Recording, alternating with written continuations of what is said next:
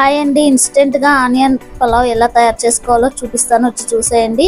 3 ఆనియన్స్ని సన్నగా తరిగి తీసుకోవాలి. 1/2 కిలో రైస్ తీసుకున్నాను. 1/2 కిలో రైస్ని ఇలా క్లీన్ చేసి వాష్ చేసి పక్కన పెట్టేసుకోవాలి. మూత పెట్టేసుకొని స్టవ్ వెలిగించి పప్పు కుక్కర్ని పెట్టేసుకొని ఒక 4 టేబుల్ స్పూన్ ఆయిల్ అలాగే చిటికెడు నెయ్యి వేసుకొని మనం కట్ చేసి పెట్టుకున్న ఆనియన్స్ అన్నీ కూడా వేసుకొని బాగా వేయించుకోవాలి.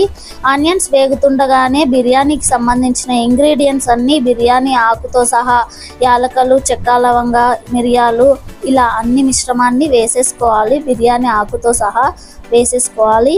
వీటన్నిటిని ఒకసారిగా కలుపుకొని అలాగే చిటికెడు పసుపు వేసుకొని ఒకసారి ఈ మిశ్రమాన్ని కలుపుకోవాలి.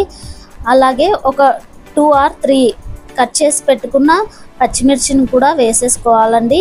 ఇలా పచ్చిమిర్చిని వేసుకున్న తర్వాత చిటికెడు కరివేపాకు అలాగే కొత్తిమీర ఉంటే కొత్తిమీర చిటికెడు వేసుకొని 1 టేబుల్ స్పూన్ అల్లం పేస్ట్ అలాగే 1 కప్పు వరకు పెరుగు వేసుకొని పెరుగు ఉండలు లేకుండా మిశ్రమాన్ని అంతా ఈవెన్గా కలిసేట్టు బాగా కలుపుకోండి. ఉండలు లేకుండా కలుపుకోవాలి. ఇప్పుడు 2 టేబుల్ స్పూన్ కారం వేసుకోవాలి. 1/2 కిలో రైస్కి 2 టేబుల్ స్పూన్ కరెక్ట్ క్వాంటిటీగా సరిపోతుంది. అలాగే 1 టేబుల్ స్పూన్ సాల్ట్ వేసుకొని వీటన్నిటిని కూడా బాగా కలిపేసుకోవాలి.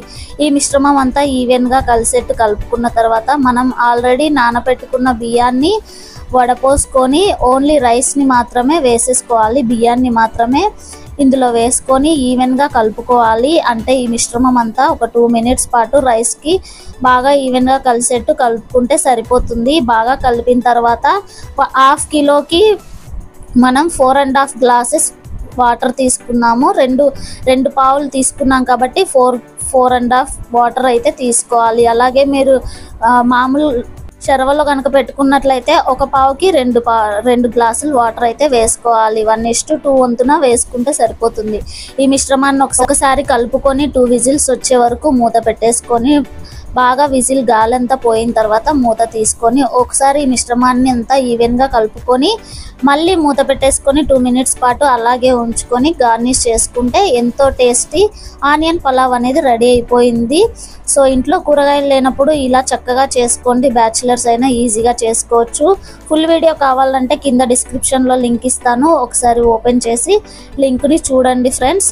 సో వీడియో నచ్చినట్లయితే ఒక చిన్న లైక్ చేసి మన ఛానల్ని సబ్స్క్రైబ్ చేసుకోండి. మరో వీడియోతో మళ్ళీ మీ ముందుకు వస్తాను. ఎంతో టేస్టీ ఆనియన్ పలావ్ మీరు మీ ఫ్రెండ్స్కి షేర్ చేయండి. మీ ఫ్యామిలీ మెంబర్స్తో షేర్ చేసుకొని మీరు ట్రై చేసి మీ ఫీడ్బ్యాక్ని నాకు తెలపండి. Thanks for watching. మరో వీడియోతో మళ్ళీ మీ ముందుకు వస్తాను. Thank you.